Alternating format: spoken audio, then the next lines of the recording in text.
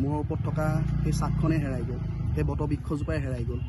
কিন্তু সেই বটবৃক্ষজোপাই কৈ থৈ যোৱা আদেশ আমি পালন কৰিবলৈ চেষ্টা কৰিছিলোঁ। সেইজন ৰজাই কৈ থৈ যোৱা, ৰজা বুলি শিৱসাগৰৰ পৰাই নাম দিছিলোঁ আমাৰ হিয়াৰ আমঠু জুবিন গাৰ্গক, ৰজা বুলি আমি মাতোঁ। আৰু ৰজাই নিৰ্দেশ দি থৈ গৈছিলে যে জয়সাগৰখন, শিৱসাগৰ ঐতিহাসিক জয়সাগৰ পুখুৰীটো বা ইয়াৰ চৌকাষে থকা ঐতিহাসিক সমলবিলাক এনেকুৱাকৈ সেউজীয়া কৰিবি হা, যাতে সদায় সেউজীয়া হৈ থাকে। জয়সাগৰ পুখুৰীটো ইমানেই ডাঠ সেউজীয়া কৰিব লাগিব যে ৰ'দৰ পোহৰ নপৰে। আৰু সেই হিচাপতে দাদাই 2017 চনত আহি নিজেই ইয়াতে আহি নাহৰ পুলি ৰুই থৈ গৈছিলে। আৰু আমি আৰম্ভণি কৰিছিলোঁ মিছন নাহৰ।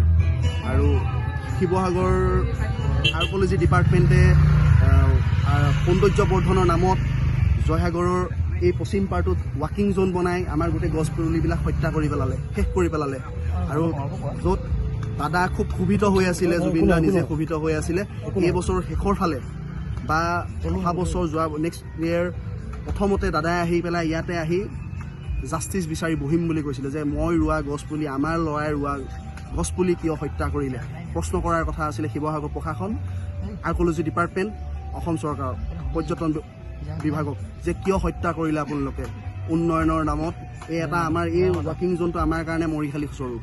আৰু আজি আমি ইয়াৰ পৰাই এই মিছন নাহৰ আৰম্ভ কৰিছোঁ। আৰু এই সম্পূৰ্ণ হৈ গ'লে এই নাহৰণিখনৰ নাম হ'ব জুবিনৰ নাহৰণি। দাদাই ইয়াতে ৰুই গৈছিলে এজোপা একেচিয়া, সেই একেচিয়াজোপাৰ কাষতে আপোনালোকে স্মৃতি ৰোমন্থন কৰিব পাৰিব, সেউজীয়া উপভোগ কৰিব পাৰিব, নাহৰৰ সুবাস ল'ব পাৰিব। আজি আপোনালোকৰ মাধ্যমে জনাওঁ, আমাৰ জুবিন দাৰ জাষ্টিচ লাগে। আমি এই অনুষ্ঠানৰ যোগেদিও চৰকাৰক অনুৰোধ জনাইছোঁ, যিসকল দোষী তেখেতলোকক অনতিপলমে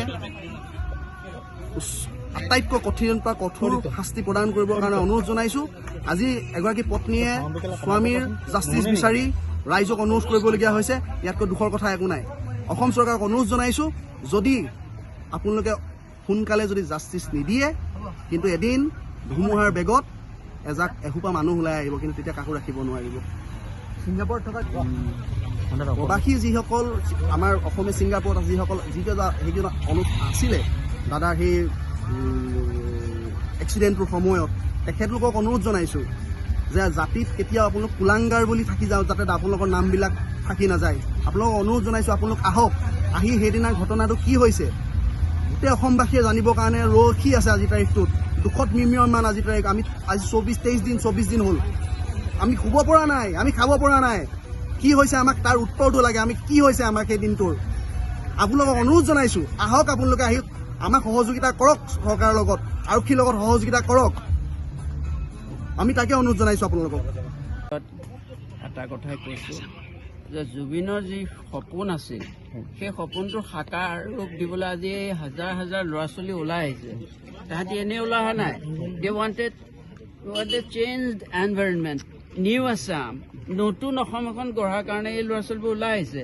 আৰু আমি এই ল'ৰা ছোৱালীখিনিৰ লগত আছোঁ। আমি যিটো আমাৰ আমাৰ পুৰণা চাম, আমি তেওঁলোকৰ লগত আছোঁ। আমি জানো যে জুবিনে এটা গতি দি গৈছে, তেওঁলোকৰ চিন্তাৰ গতিটো মূল বস্তু। নতুনকৈ ভাবিবলৈ শিকাইছে, নতুনকৈ চিন্তা কৰিবলৈ শিকাইছে। নেৰ' পলিটিকেল কালচাৰ এৰি এটা ব্ৰড মাইণ্ডেড হৈ পেলাই সকলোৱে নতুন অসম গঢ়াত সহযোগিতা কৰক। আজি এই নাহৰ পুলিবিলাকৰ নিচিনাকৈ তেওঁলোকৰ চিন্তা চৰ্চা ওপৰলৈ যাওক, তলত নাথাকক। নাহৰৰ পুলিবিলাকৰ নিচিনাকৈ তেওঁলোকৰ শ্ৰীবৃদ্ধি হৈ যাওক। গতিকে এইটোৱে কি কৰিব, নতুন অসমখন সঁচাকৈ সাকাৰ ৰূপ লাগিব। তোমালোক সৌভাগ্যৱান, তোমালোক এই নতুন জেনেৰেশ্যনৰ ল'ৰা ছোৱালী, সকলো মিডিয়া পিপল। আৰু এইবিলাকে এখন আমি হয়তো নাথাকিব, but you will have a new Assam. জুবিনৰ পৰাই এইটো উদ্ভূত হ'ব। জুবিন সৰ্বকালৰ বাবে থাকি যাব তোমালোকৰ মাজত, এই এক্টিভিটিজ, এই কামবিলাকৰ মাজত। এইটো কথা মই জানো, মোৰ বিশ্বাস জুবিনৰ কাৰণে যিখিনি ল'ৰাই কান্দিছে আজি, সেই কান্দোন অথলে নাযায়। এটা দুটা নহয়, লক্ষ লক্ষ মানুহে কান্দিছে বুঢ়াৰ পৰা কেঁচুৱালৈকে। এই চকু পানী অথলে নাযায়, আমাৰ বিশ্বাস। গতিকে যিসকল প্ৰবাসী অসমীয়া, তেওঁলোক অসমীয়া হয় নহয়, গতিকে তেওঁলোকক মাতিব কিয় লাগে? তেওঁলোক ঘৰলৈ আহক, আমাৰ দুখৰ সমভাগী হওক, আমাৰ পৰিয়ালৰ কথা গোটেই অসমবাসীৰ দুখৰ সমভাগী হওক। তেওঁলোক ইয়াত আহক, ইয়াত আহি যি দেখিছিলে, যি য'ত আছিলে, যি ফটোগ্ৰাফ আছিল, সকলো দিয়ক ইনভেষ্টিগেটিং এজেঞ্চিক। তেতিয়াই বস্তুটো খৰতকীয়া হ'ব। আমি গৈ পেলাই কিয় মাতিব লাগে, কিয় চমন জাৰি কৰিব লাগে? অসমীয়া হয়, অসমীয়া বৃহত্তৰ অসমীয়া জাতিটো মানে তেওঁলোক অংশবিশেষ হয় নহয়, এই কথাটো নিজকে সোধক। ইয়ালৈ আহক, একো ভয় শংকা নহয়। অসমৰ মানুহ সদায় উদাৰ মনোবৃত্তিৰ, গতিকে তেওঁলোক আহক। আমাৰ এটা humble appeal from the family, as a family member আমি এপিল এটা কৰিছোঁ, তেওঁলোক আহক, অতি খৰতকীয়া আহক। তেতিয়া আমাৰ খুব সোনকালে গোটেই বস্তুটো হেৰি হ'ব, উদ্ধাৰ হ'ব, নহ'লে বাঢ়ি যাব, ক'ৰবাত ফেৰেঙা মেলি বেলেগ দিশত যাব পাৰে, যিটো বস্তু আমি নিবিচাৰোঁ। আমি জাষ্টিছ বিচাৰোঁ, সোনকালে বিচাৰোঁ।